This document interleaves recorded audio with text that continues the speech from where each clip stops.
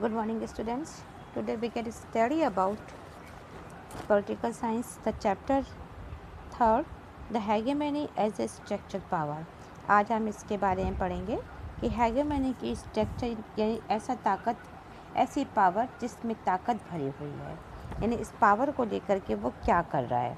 The second nation of hegemony is very different from the first.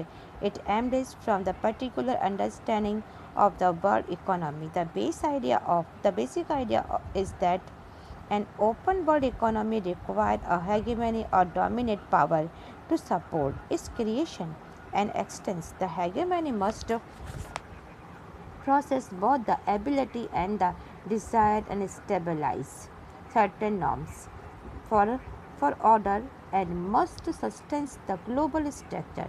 The hegemony usually does this is to own advantage, but often it is a relative determinant as it is competitors take advantage of the company's openness of the world economy without paying the cost of maintaining its opens.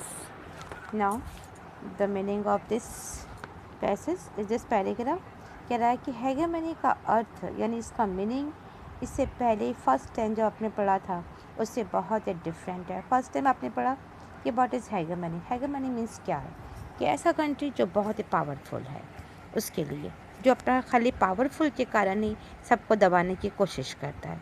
अब हम यह पढ़ेंगे हेगेमनी का second meaning क्या है. तो इसका relation world economy की एक खास पर्टिकुलर समझ से है कि आप उसके लिए क्या अंडरस्टैंडिंग करते हो, साथ ही आपकी धारणा क्या है कि वर्ल्ड इकोनॉमी में अपनी मर्जी चलाने वाला एक ऐसा कंट्री ज़रूरी होता है जो अपने ही मतलब के लिए जो उसकी रिक्वायरमेंट है उसको बनाए रखे और ऐसे कंट्री के लिए ऐसी चीज़ों को क्रिएट करे जो उसके लिए ज़रूरी है. उसके पास सिस्टम कायम करने के लिए अपने खुद के नॉर्म्स होते हैं और ये नॉर्म्स पूरा करने के लिए उसके पास एबिलिटी एंड डिज़ायर यानी उसकी इच्छा और उसकी क्षमता दोनों होती है. और ये होना भी बहुत ही कंपलसरी है कि वर्ल्ड सिस्टम को बनाए रखने के लिए एक ऐसा कंट्री जिसमें हेगेमनी हो, अपनी पावर हो और पावर के साथ में ये अपने खुद के एडवांटेज भी रखता है. और इसका जो असर है कुछ ऐसी बातों पर पड़ता है जहाँ पर उसे अपना खुद की हानि भी उठानी पड़ती है. अगर आप कंपेयर करते हैं वर्ल्ड के अदर कंट्रीज़ के साथ में तो अदर इकोनॉमी जहाँ पे ओपन इकोनॉमी बनी हुई है वहाँ पर इसको बहुत ही एडवांटेज मिलते हैं क्योंकि वहाँ पे ओपन इकोनॉमी है और ओपन इकोनॉमी में हेगेमनी को कहीं कुछ भी अपना पैसा स्पेंड नहीं करना पड़ता है.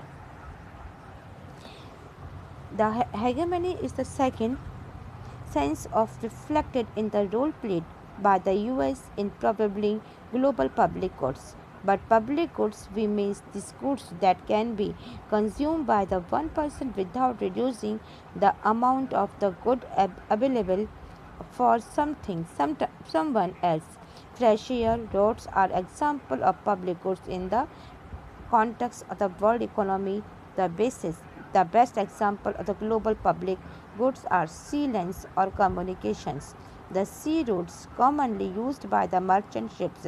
Free trade in an open world economy would not be possible without open sloco. It is the naval power of the hegemons and that underwrites the law of the sea and ensure freedom of navigations in the international waters. Since the decline of British naval power after the Second World War, the multi-oceans US Navy has played this role. अर्थात कि हेगेमनी के second अर्थ को अगर आप लेते हो तो इसमें आपको मालूम पड़ता है कि पब्लिक जो गुड्स है इसे देने के लिए भी अमेरिका ने बहुत एक बड़ा ही रोल निभाया है. जैसे कि पब्लिक गुड्स से आशय क्या मतलब क्या होता है, इसका मतलब ये होता है कि पब्लिक गुड्स में कोई भी व्यक्ति इंडिविजुअल व्यक्ति जो है इंडिविजुअल तो दूसरे को अपनी ऐसी एबिलिटीज़ को प्रोवाइड करे कि उसे कोई भी कमी नहीं आए. यानी कि आप किसी को कुछ दे तो रहे हो लेकिन आपके पास में भी उस चीज़ की कमी नहीं आए.